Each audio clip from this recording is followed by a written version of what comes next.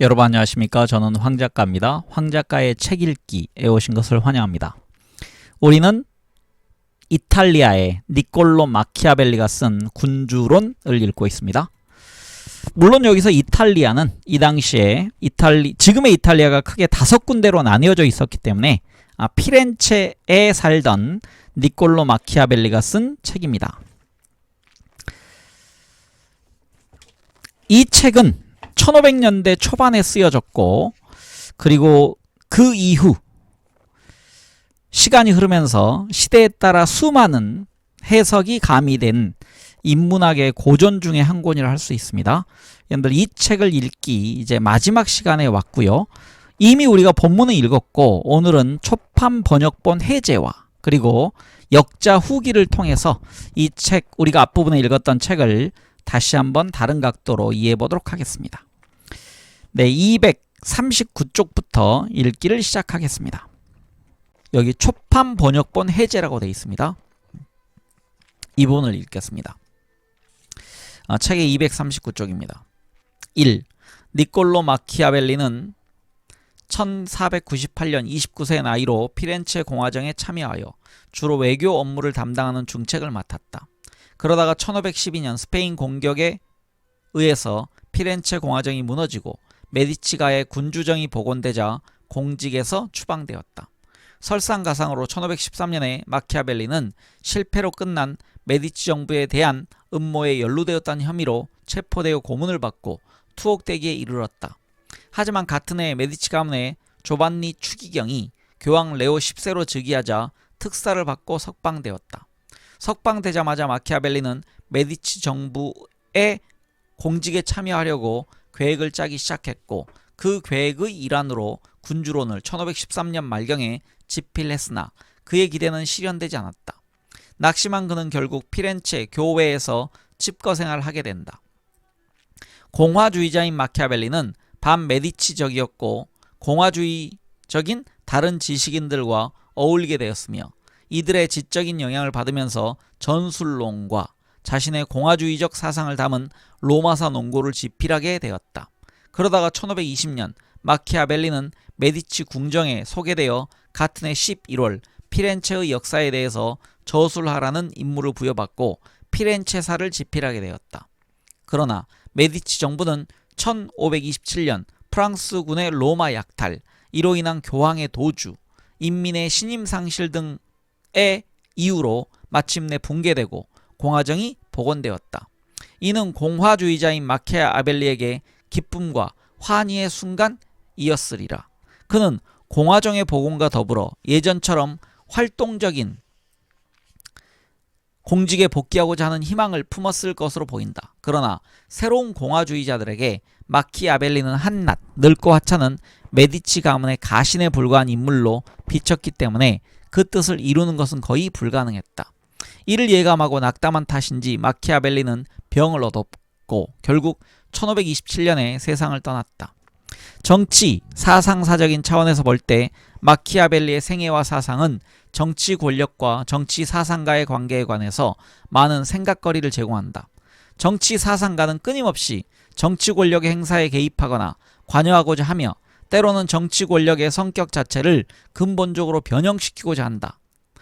옴기니가 플라톤의 이해에서 지적했듯이 많은 정치 사상가의 정치 참여에 대한 관심은 일관된 자신들의 정치 이론에 따라서 사회를 변화시키고자 하는 욕구에서 비롯된 경우가 많다. 즉 단순히 정치적 시계를 보는 방법, 즉 세계관, 상의 변화를 가져오는 데에 만족하지 않고 세계 자체를 변혁시키려는 충동에서 비롯되었다고 할 수 있다. 따라서 세계를 변화시키고자, 제가 시계라고 읽었나요? 이게 정치 세계를 보는 방법입니다. 즉 그게 세계관이라는 얘기입니다. 이어서 읽겠습니다. 따라서 세계를 변화시키고자 하는 사상가적 충동은 마르크스의 경우 가장 현저한 예이지만 많은 다른 사상가들에게서도 어렵지 않게 발견된다. 물론 그보다 정도는 덜하지만 세계를 변혁시키고자 하는 충동은 정치철학의 창시자인 플라톤의 행적에서부터 이미 태동하고 있었다. 플라톤은 이러한 충동에 이끌려 시라쿠사를 방문하고 디오니시우스 2세를 감화시켜 자신의 철학적 원리에 따라서 정치사회를 개조하는 도구로서 교화하고자 했다. 또한 플라톤은 국가에서 정치 권력과 정치 이론을 합의를 시켜야만 사회의 영구적인 안녕과 복지를 확보할 수 있는 근본적인 개혁이 가능하다고 믿었고, 이에 따라서 지식과 권력이 결합된 철인왕 또는 철인 귀족의 이상을 제시했다. 플라톤이 서구 최초의 대학으로 세운 아카데미도 이러한 이상을 실현하기에 적합한 정치적 지도자를 양성하기 위해서 설립된 것으로 알려져 있다. 마키아벨리 역시 이러한 충동에 사로잡혀 있었다고 할 수 있다. 그는 군주론의 헌정사에서 자신의 의도가 군주의 통치를 논하고 그것에 관한 지침을 제시하는 것임을 분명히 하고 있다. 그리고 자신이 외교적인 경험과 고전에 대한 해박한 지식을 갖추고 있기 때문에 메디치 군주와 같은 신생 군주의 조언자로서 적절함을 호소하고 있다. 나아가 마키아벨리의 로마사 논고는 더욱 대담한 비전을 제시하고 있다. 그것은 단순히 새로운 정치 체제인 공화정의 비전을 제시했을 뿐만 아니라 구체제, 즉 군주정은 새로운 체제를 위한 준비 단계에 불과함을 강력하게 암시하고 있다. 즉 마키아벨리는 한편으로 군주론에서 총체적인 부패사항을 개혁하기 위해서는 국가를 세울 때와 마찬가지로 1인의 인물에 의한 통치, 즉 군주정이 필수 불가결함을 역설하고, 다른 한편으로는 로마사 논고에서는 일단 정치 공동체가 건강을 회복하면 다수 인민에 의한 지배가 인민의 자유의 신장을 인민의 자유를 신장시키고 위대한 국가를 만들 수 있기 때문에 군주정이 공화정으로 대체되는 것이 바람직하다고 주장한 것이다. 따라서 군주론과 로마사 논고에 나타난 마키아벨리의 사상을 종합해보면 그는 군주론을 통해서는 사분오열된 이탈리아 반도를 통일하고자 하는 민족주의적 열망을, 그리고 로마사 논고를 통해서는 이탈리아가 고대 로마의 영광을 재현할 수 있는 비전을 제시하고자 했다고 해석할 수 있다. 2. 두 번째입니다. 여기에서 군주론을 통해 나타난 마키아벨리의 정치 사상의 일반적 특색을 다음과 같은 주제 영역을 설정하여 간략하게 개관하겠다.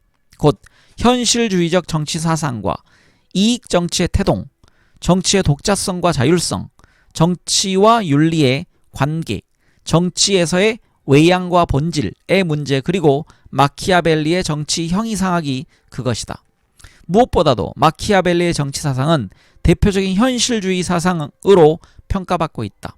군주론에서 군주에게 권력의 획득, 유지, 확대에 필요한 조언을 제시하기에 앞서 마키아벨리는 사물의 실제적인 진실과 결코 존재한 것으로 알려지거나 목격된 적이 없는 공화국이나 군주국에 대한 유명한 구분을 하고 있다. 이 구분에서 이전의 도덕 철학자나 정치 철학자들이 이제껏 전적으로 가상의 공화국이나 군주국에 관해서만 논의했을 뿐이고, 군주가 실제로 활동해야 하는 현실 세계에 관해서는 아무런 지침을 제공하지 않았다는 비판이 내포되어 있다.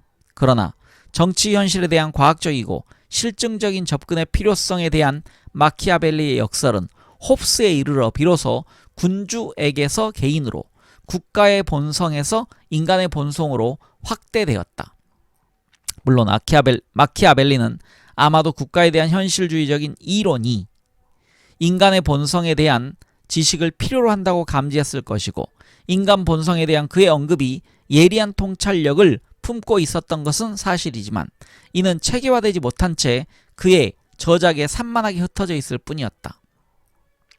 인간 본성에 대한 체계적인 분석과 통찰은 홉스의 출현을 기다려야만 했다.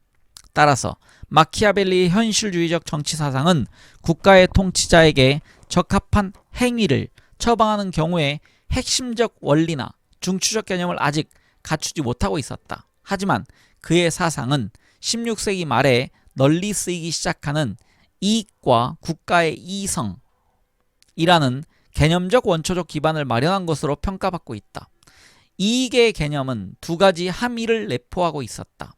그 하나는 마키아벨리 이전 시대에 만연되고 있었던 도덕적 원리나 규범으로부터 정치행위의 독립성을 선언하는 것이었고, 다른 하나는 그 원리들이 군주에게 명료하고 건전한 지침을 제시하는 동시에 정념이나 일시적인 충동에 의해서 오염되지 않는 계산적이고 합리적인 의지를 표상하는 것이었다. 마키아벨리는 국가통치술의 창립자로서 전자를 강조했지만 이익이 합리적으로 군주의 행동을 규제하는 측면도 간과하지 않았다. 마키아벨리의 현실주의적인 사상은 영광과 권력을 추구하는 군주에게 단순히 종교적이거나 윤리적인 규범에 구애받지 않을 뿐만 아니라 걷잡을 수 없는 욕망이나 격정에 사로잡히지 않고 냉정하고 계산적으로 행동할 것을 요구했다. 정치 행위의 원리로서 도덕적인 원리를 추방한 것은 정치 행위의 비도덕성을 암시하는 것이었지만, 또한 정념에 따른 행위를 배제하고 합리적이며 계산적인 이익의 개념을 도입하는 것은 정치 행위가 일정한 예측 가능성과 안정성을 획득하는 것을 의미했다. 이익지향적 행동 원리의 가장 극적인 표현은 심지어 마키아벨리의 폭력 이론에도 잘 나타나 있다. 폭력은 같은 어원에서 비롯된 격정이 벗어남에도 잘 나타나 있듯이 인간 신체나 재산에 대한 격렬한 힘의 사용이라고 할 수 있으며, 이익의 합리성 및 계산적인 측면과 정면으로 배치되는 의미를 지니고 있고, 따라서 그 결과를 예측하기가 어려운 안정파괴적 요소를 지니고 있다. 그런데 마키아벨리에게서 놀라운 점은 통상 격정에서 비롯되는 폭력마저도 마치 의사가 환자를 치료하기 위해서 필요한 약을 처방하듯이 결과를 감안하여 필요한 적절한 약만을 계산적이고 합리적으로 사용할 것을 권하고 있다는 점이다. 기실 계산되고 합리적으로 사용된 힘의 사용은 폭력의 폭이 가지고 있는 규범 일탈성, 돌발성, 격렬성이 배제된 힘의 사용이라고 할 수 있다. 그렇다면 그는 폭력마저도 계산적인 이익에 종결시킬 것을 요구한 셈이다.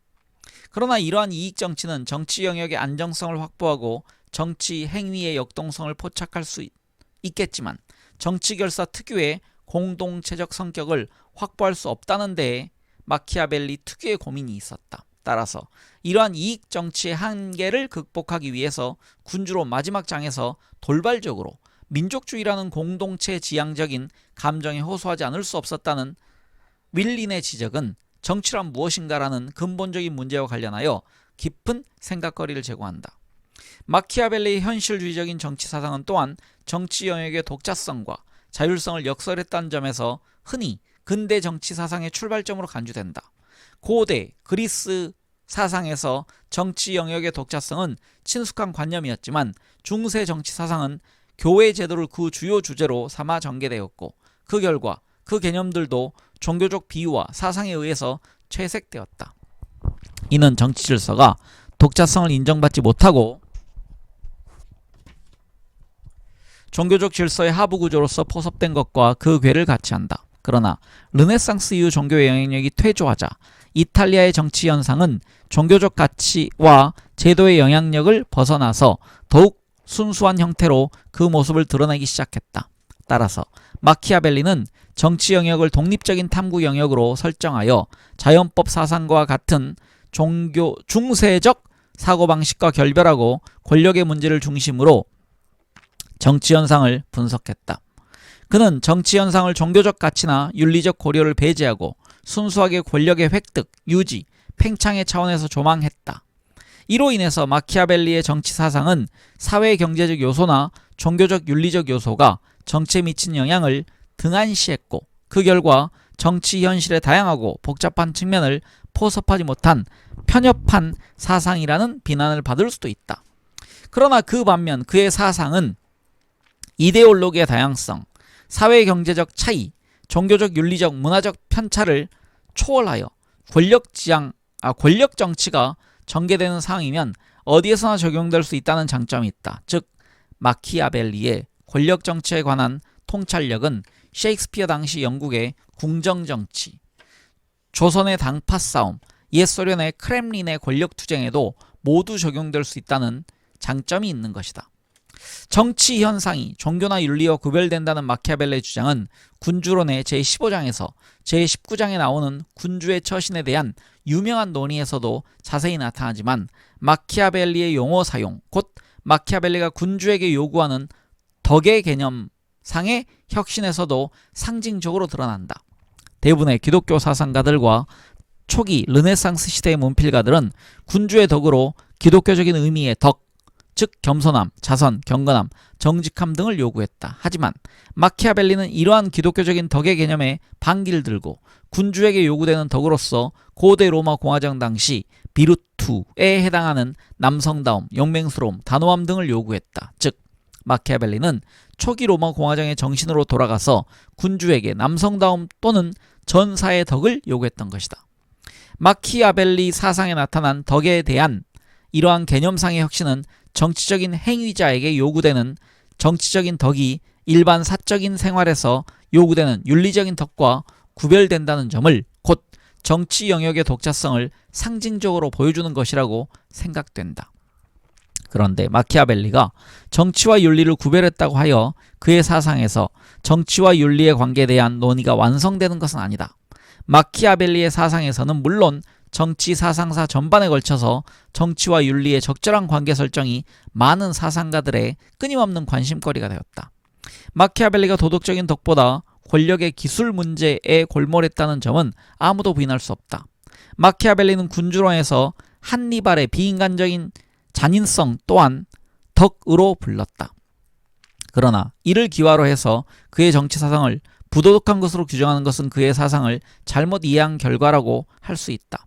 왜냐하면 마키아벨리의 덕의 개념은 기독교적인 덕의 개념과 절연되어 있고 로마 공화정 시대의 덕의 개념을 따르고 있기 때문이다. 물론 그렇다고 하여 정치와 도덕의 일반적인 문제에 관해서 마키아벨리가 무관심했던 것은 결코 아니다.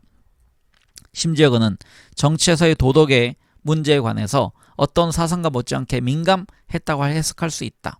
이 문제에 대한 통념적인 오해를 불식시키기 위해서 마키아벨리의 사상에서의 정치와 윤리의 문제에 관한 두 가지 논점을 지적할 필요가 있다. 첫째, 마키아벨리는 정치 영역에서는 윤리적인 덕이 자동적으로 공적인 덕으로 전환되지 않으며 사적으로는 비윤리적인 행위가 공적인 영역에서는 덕이 될 수 있다는 점을 지적하고 있자 했다. 남을 잘 신뢰하고 약속을 잘 지키는 것이 사적인 영역에서는 유덕한 행위지만 인간의 이심과 재화의 희소성으로 인해 폭력과 기만이 난무하고 한 개인의 사활이 아니라 공동체 전체의 사활이 걸린 정치 영역에서는 그러한 행위가 치명적인 결과를 가져올 수 있기 때문에 공적으로 유덕한 행위가 되지 못할 수 있다는 점을 마키아벨리는 지적하고자 했다. 마찬가지로 사적인 영역에서 남을 속이거나 폭력을 수반하는 잔인한 행위는 유덕한 행위가 아니지만 공적인 영역에서는 전체 공동체에 유익한 결과를 가져오기 때문에 유덕한 행위가 될 수 있다고 지적했다. 그러나 물론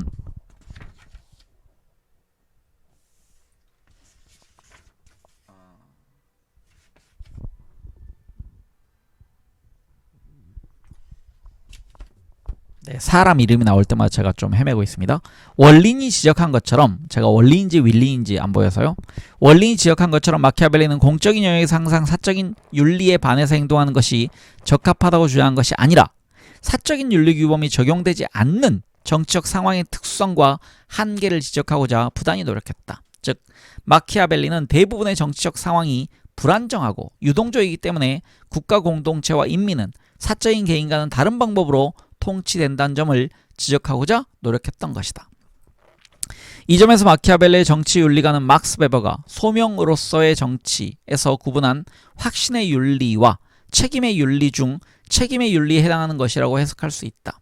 베버에 따르면 확신의 윤리는 인간이란 선한 존재라고 전제하고 동기가 선하면 주어진 행위는 그 결과에 상관없이 선하다고 주장한다.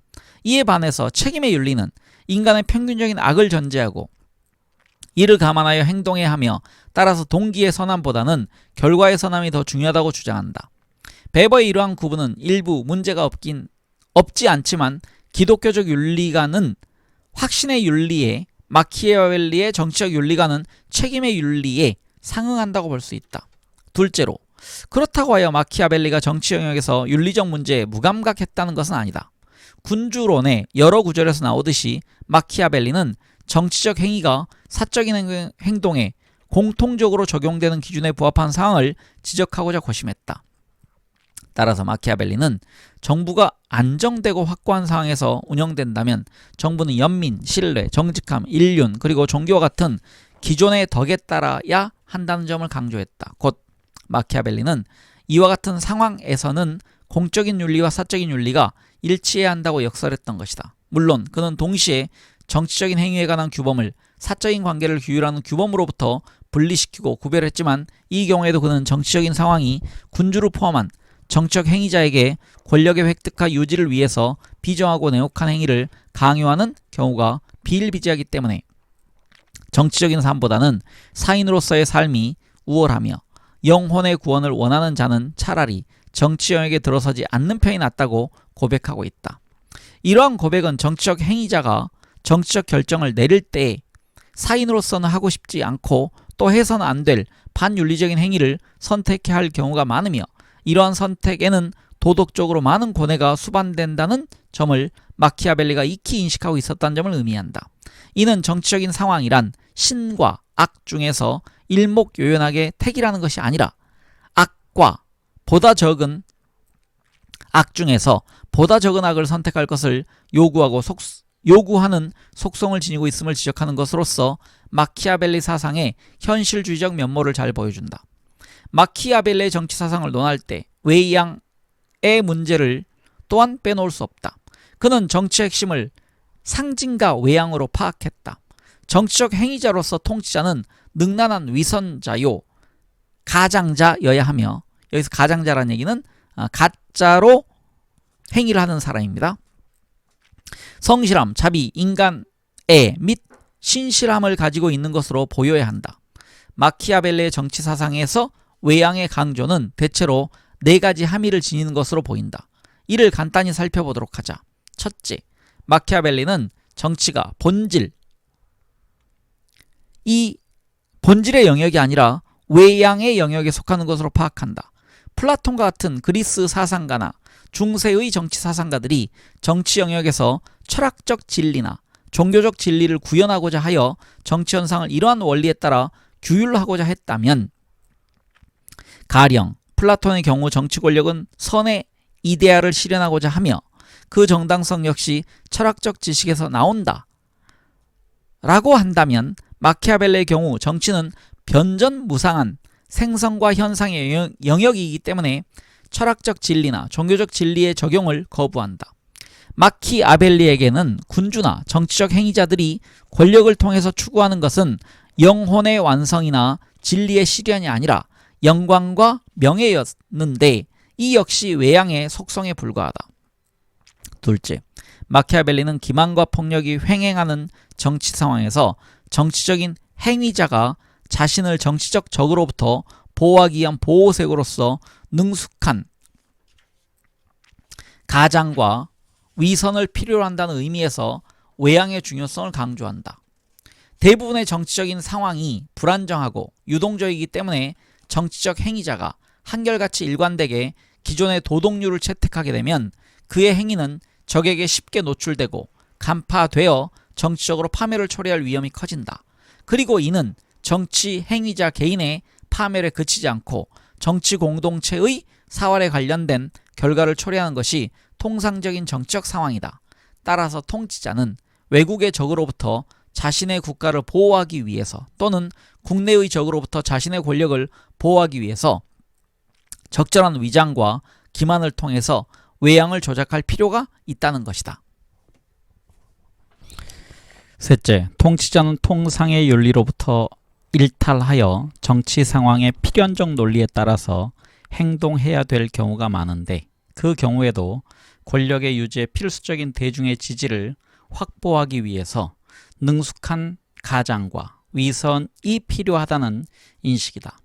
물론 앞에서 지적한 대로 정상적인 정치적 상황에서 통치자는 기존의 도덕과 규범을 준수해야 하고 이 경우에는 위선과 가장을 필요로 하지 않을 것이다. 하지만 통치자는 필연의 요구에 의해서 독자적인 정치 윤리에 따라서 통상 반도덕적으로 간주되는 행위를 취해야 할 경우가 있다. 마키아벨리는 이 경우에도 정치와 통상적인 윤리 간의 긴장과 갈등 관계를 가급적 외양의 조작을 통해서 해소해야 된다는 점을 강조하고 있다. 즉, 정치적 행위가 부득이 통상적인 윤리적 규범에서 일탈해야 하는 경우에도 적절한 외양의 조작을 통해서 그 간극을 메우거나 그럴듯한 핑계나 구실을 제시하여 그 충격을 축소하도록 노력해야 된다는 것이다. 항상 정직하게 행동하지는 않더라도 정직하게 보이는 것, 신의를 지키는 것처럼 보이는 것, 관대하게 보이는 것 등 통상적인 윤리적 규범을 존중하고 준수하는 것으로 보이는 것은 중요하다. 이런 외양의 조작을 통해서 정치적인 행위자는 사적인 윤리에 반하여 행동해야 되는 경우에도 사적인 윤리에 기반한 비난의 화살을 피하고 인민 대중의 환심과 지지를 획득할 수 있을 것이다. 이처럼 마키아벨리의 사상은 비록 외양의 조작을 통한 것이지만 군주에게 대중의 지지가 필수 불가결함을 은연중에 역설함으로써 군주론에서도 자신의 공화주의적 사상을 드러내고 있으며 멀리는 근대의 인민주권론을 이미 예상하고 있었다고 할 수 있다. 그런데 이러한 외양의 조작을 통한 대중적 지지의 확보는 정치와 위선의 관계 그리고 정치의 대중 조작과 관련하여 두 가지 중요한 함의를 내포하고 있다. 첫째, 마키아벨리는 군주나 정치적 행위자가 인민의 지지를 확보하기 위해서 외양의 조작을 구사해야 된다는 점, 즉 위선의 가면을 써야 한다는 점을 강조하고 있다. 그러나 정치적 행위자가 항상 위선의 가면을 써야 한다는 사실은 행위자에게 커다란 윤리적 부담이 아닐 수 없다. 가면을 벗고 진면목을 드러낼 경우 치러야 하는 부담과 대가보다는 적겠지만 말이다. 영어로 위선이란 악덕이 미덕에 바치는 공물이다. 영어로요. Hypocrisy is a tribute to vice pays to virtue 라는 말이 있는데 이는 위선 행위가 그 반도덕성에도 불구하고 미덕이 악덕에 비해서 우월하다는 점을 끊임없이 시인하고 확인하는 행위라는 의미이다. 즉, 갖가지 외양의 조작을 통해서 선한 인물처럼 보이고자 하는 악인은 선과 도덕의 우월성을 항상 타인은 물론 자신 앞에서 고백하는 셈이다. 중간에 부연 설명이 있습니다. 그 위선자가 자기 기만에 빠지지 않는 한이라는 전제가 있습니다. 그렇기 때문에 역설적으로 정치 행위자는 정상적인 정치 상황에서는 가급적 통상적인 윤리를 쫓아서 행동함으로써 그러한 심리적, 윤리적 부담으로부터 해방되고자 하는 충동을 가지게 될 것이다. 따라서 마키아벨리는 정치적인 행위자가 상황에 따라서 통상적인 윤리와 구별되는 독자적인 정치적 윤리에 의거해서 행위해야 될 필요성이 있음을 역설하면서도 동시에 행위자에게 가급적 이를 통상적인 윤리에 따라서 위장하라고 조언함으로써 궁극적으로 독자적인 정치적 윤리에 대한 통상적인 윤리의 우월성과 우선성을 긍정하고 있다고 할 수 있다.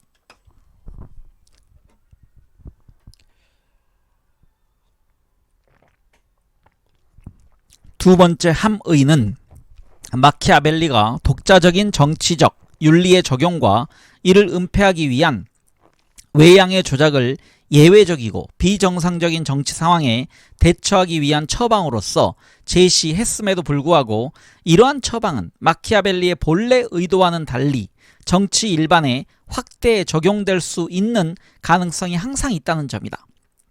마키아벨리는 대중의 환심과 지지를 얻기 위해서 외양의 조작을 강조했지만 이런 외양의 조작이 그의 의도대로 예외적으로 이루어지는 것이 아니고 정치 영역에 일상화될 때 어떠한 함의를 가지게 될 것인가의 문제에 관해서는 깊은 생각을 하지 않았다. 여기에서 이 점에 대한 자세한 논의는 생략하고 다만 서구에서 민중의 지속적이고 끈질긴 투쟁을 통해서 확보된 현대의 민주주의가 절차적으로 민주주의적인 외관을 가지고 있음에도 불구하고 실질에서 인민주권론과 민주주의를 이름뿐인 허울에 불과하게 만든 중요한 요소 중에 하나가 정치적 선전과 상징 조작에 근거한 대중정치라는 점만을 지적하고자 한다.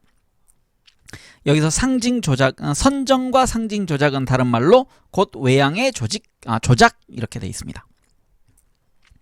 넷째, 정치와 윤리의 관계에 대한 논의에서 이미 지적한 것처럼 마키아벨리는 정치 상황의 아이러니컬한 속성 때문에 정치 영역에서는 빈번하게 외양상 미덕으로 보이는 것이 악덕이 되고 외양상 악덕으로 보이는 것이 덕이 된다고 지적했다.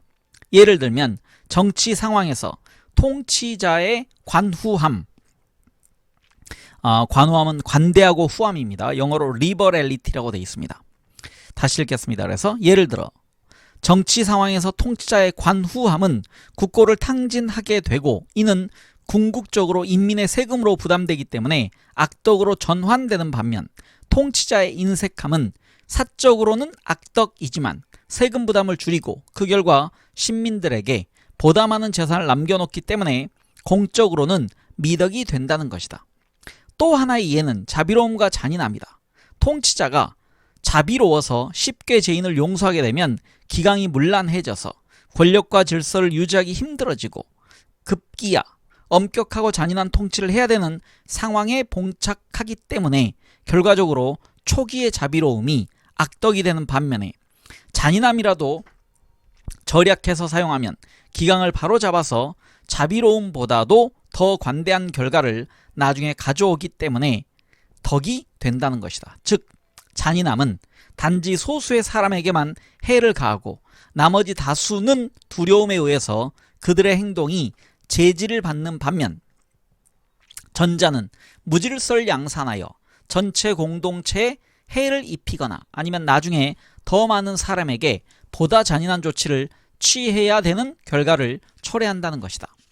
마지막으로 마키아벨리의 정치 형이상학을 검토함으로써 그의 정치 사상에 대한 논의를 마치기로 하자. 무릇 정치 사상가가 이론화하는 정치 세계란 재화, 즉 부, 권력, 명예 등의 상대적 희소성의 상황하에서 인간의 가치, 야심 및 이기심이 부단히 충돌하고 운동하는 변전무상한 현상의 세계이다. 하지만 서구의 많은 사상가들은 이러한 생성의 세계를 거부하고 불변적이고 확실한 질서를 구축하고자 했다. 변화로 뒤엉킨 세계에서 확실하고 안정된 정치 질서를 구축하고자 하는 사상가들의 노력은 종종 변화가 동결된 운동이 없는 고정불변의 정치 체제에 대한 구상으로 귀결되었다. 여기서 고정불변의 정치 체제에 대한 구상은요, 정당한 권위의 문제에 대한 탐구라고 부연 설명되어 있습니다. 플라톤은 선의 이데아라는 철학적인 영구불변의 진리에 따라서 정치체를 구성함으로써 영구적으로 안정된 정치 질서를 구축하고자 했고, 아퀴나스와 같은 중세 사상가들은 종교적 신앙이나 진리의 구현이라는 차원에서 정치체를 조망하고 이론화하고자 했던 것이다.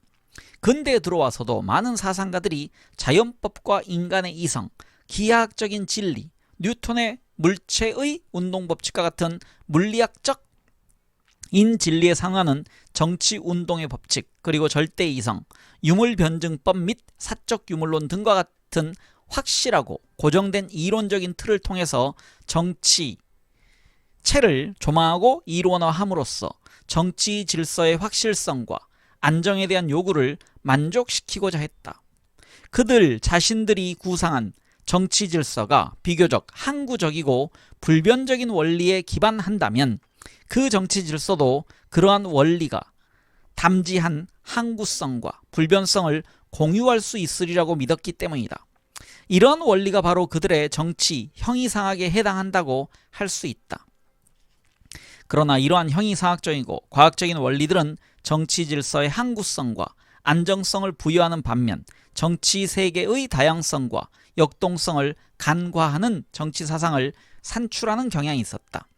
마키아벨리에게도 이러한 모색의 최종적 성과는 정치 세계의 본질이라고 할 수 있는 정치적 활력이 소진된 동결된 정치 세계를 의미했다. 따라서 마키아벨리는 안정된 정치체제를 수립하기 위해서 정당한 권위를 추구하는 문제에 골몰하는 대신 정치 세계의 다양성과 역동성의 문제, 곧 운동하는 세력들로 구성된 불안정한 정치체를 통제하기 위한 지배력을 획득하는 능력의 문제로 관심을 전환했다. 그리고 정치세계 역동성을 간과하지 않으면서도 비교적 안정된 이론틀을 제시하는 정치 형이상학으로 마키아벨리는 역사를 선택했다. 역사적 설명이 가지는 장점은 그것이 운동과 변화를 서술한 한편 인간 사회에 작용하는 일정한 항구적인 요인들을 소홀히 하지 않는다는 데 있다. 나아가서 역사가 사건의 변화무상함을 넘어서 안정된 지식체계를 제공할 수 있다면 정치 상황의 불확실성을 감소시킬 수 있다는 희망도 가질 수 있게 될 것이다. 이는 결국 그리스 철학자들과 기독교 신학자들을 자극했던 동일한 문제의식에 대한 상이한 답변을 의미했다. 전인미답의 새로운 방법은 영원한 이성과 영원한 신앙 대신에 역사 속에 보존된 위대함의 영원한 모델에서 그 확실성을 발견했다. 이러한 전제하에서 마키아벨리는 로마 공화정이 바람직한 정치 제도와 정치 행위의 기본이 되는 영구적인 모델을 제시했다는 결론을 얻었다. 또한 순환론적 역사관에 입각하여 마키아벨리는 고대 로마의 위대함을 재현시키고자 희망했다. 즉 마키아벨리는 당대의 피렌체를 포함한 이탈리아 정치의 총체적인 부패와 위기를 로마 공화정에 비교함으로써 진단할 수 있고 로마 모델을 모방함으로써 난국을 극복하고 고대의 영광을 성취할 수 있다고 믿었던 것이다. 네, 이제 마지막 부분을 제가 읽도록 하겠습니다. 제3개혁본 역자 후기가 있고요. 뒤에는 제2판 개혁본 역자 후기가 있는데 제가 제3판 개혁본 역자 후기 가장 마지막 버전만 읽도록 하겠습니다. 네, 까치글빵의 군주론 한글 번역본을 이탈리아어 원본을 가지고 개혁 작업을 하자는 제의를 강정인 교수님으로부터 처음 받았을 때 주저하는 마음이 없지 않았습니다.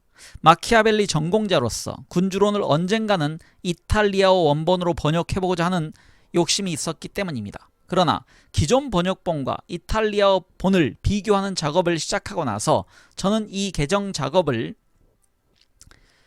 참여하기를 정말 잘했다는 생각을 가지게 되었습니다. 초판 번역본 역자 후기와 제2판 개혁본 역자 후기를 보면 알 수 있듯이 이 번역본은 한 번의 작업으로 이루어진 번역서가 아닙니다. 많은 시간, 많은 사람들의 손을 거쳐 나온 작품입니다. 물론 강정인 교수님의 역할이 주도적이었습니다. 개혁 작업을 수행하면서 강정인 교수님과 문지영 박사님 그리고 그 외 여러분들의 노고가 얼마나 값진 것인지를 직접 확인할 수 있었습니다. 특히 군주론 같은 책은 애정을 가진 많은 사람들의 공동 작업 속에서만 그 의미와 가치를 제대로 전달할 수 있다는 확신을 가지게 되었습니다. 제가 대조해서 사용한 이탈리아본은 잉글레제가 새로 편집한 책입니다. 그는 군주론에 대한 상세한 연구서를 펴냈고 젠나로 사소 이후 이탈리아에서 마키아벨리 연구의 선두에 서 있는 학자입니다. 그리고 미심쩍은 부분이 보이면 영어본, 독일어본, 그리고 프랑스어본을 비교해 보았습니다. 영어본은 스키너와 프라이스가 편집한 책과 맨스필드가 편집한 책을 사용했습니다. 독일어본은 레클람 출판사에서 나온 책을 사용했습니다. 특히 프랑스어본은 잉글레제가 새로 편집한 책을 원본으로 번역한 책이며 400쪽에 달하는 방대한 주석이 인상적인 책입니다. 이 책들은 지금 영어 제목이 있네요. 마키아벨리 앤드 리퍼블리카니즘을 공동 편집했으며 역사학자의 꼼꼼한 독해 방식이 무엇인지 직접 보여준 저의 논문지도 교수님들 중에 한 분이신 기젤라 복 교수님이 권해주신 책들입니다. 해박한 서지학적 지식으로 많은 가르침을 주신 복 교수님께 이 자리를 빌어 감사의 마음을 표하고 싶습니다. 이렇게 일독을 한 후에 다시 한번 이탈리아어본과 한글본을 꼼꼼히 대조해 가면서 읽고 개역 작업을 수행하였습니다. 그런데 이 자리에서 솔직히 밝혀야 할 것은 강정인 교수님과 문지영 박사님의 기존 번역본을 크게 수정할 필요가 없었다는 점입니다. 번역은 완전한 직역도 그리고 완전한 의역도 아닌 그 사이에서 수행되어야 한다고 생각합니다. 그런 점에서 이탈리아어도 잘 해야겠지만 우리말을 잘 할 줄 알아야 한다는 것을 이번 개역 작업에서 절실히 느꼈습니다. 따라서 이번 작업에서 제가 한 일은 이탈리아본과 비교하여 기존 번역의 정확성과 충실성을 입증한 것이었다고 해도 과언이 아닐 것입니다. 물론 이번 개역 작업이 이전 번역본과 완전히 똑같은 것은 아닙니다. 마키아벨리가 중요하게 생각하는 용어의 경우 번역어의 일관성을 살렸고 영역본이 의역을 한 경우 좀 더 이탈리아어 본에 충실하게 바꾸었습니다. 비루투를 거의 일관되게 영량으로 옮긴 것이 그 한 예입니다. 나아가서 역주를 보완했으며 부록의 인명해설을 추가하였습니다. 전자의 경우는 제가 주로 맡았고 후자의 경우는 강정인 선생님과 서강대 정외과 박사과정을 수료한 이지훈 씨가 전적으로 수고해 주셨습니다. 이미 많은 군주론 번역서가 시중에 나와 있습니다. 저마다의 특성을 가지고 있는 많은 번역서들이 독자들에게 다양한 선택의 기회를 주는 것은 좋은 일일 것입니다. 그 중에서도 이 역서는 이탈리아어 원전에 충실하면서도 독자들이 접하기 쉽게 옮겼다는 것이 장점일 것입니다. 두 마리 토끼를 다 잡는 것이 어려운 일이지만 앞에서도 말씀드렸듯이 이 역서는 많은 분들의 노고와 애정이 만들어낸 작품이기에 그것이 가능하지 않았나 싶습니다. 따라서 제3판 개역본 역자 후기를 마치면서 그 산고에 참여하셨던 분들께 감사의 말씀을 드리는 것은 당연한 일일 것입니다. 강정인 교수님의 꼼꼼하신 독해와 날카로운 질문은 저에게 많은 가르침을 주셨습니다. 또한 직접 저의 작업을 검토하시고 미심쩍은 부분에 대해서 허심탄회한 질문을 던지신 까치 글빵의 박종만 사장님의 열정은 이 책에 그대로 담겨져 있습니다. 아울러 이전 개역판 작업에 참여하셨던 문지영 박사님과 다른 모든 분들의 실력과 노고에 찬사와 감사의 말씀을 드리고 싶습니다.